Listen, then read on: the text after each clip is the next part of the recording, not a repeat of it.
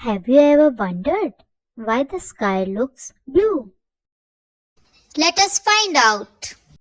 Sunlight looks white, but it actually has many colors, just like rainbow. When sunlight enters Earth's atmosphere, it passes through air and tiny particles. When light hits these tiny particles, it spreads in different directions. The process is called Rayleigh scattering. Blue light spreads more than other colors because it is lighter and travels easily. That's why when we look at the sky, it appears blue to our eyes.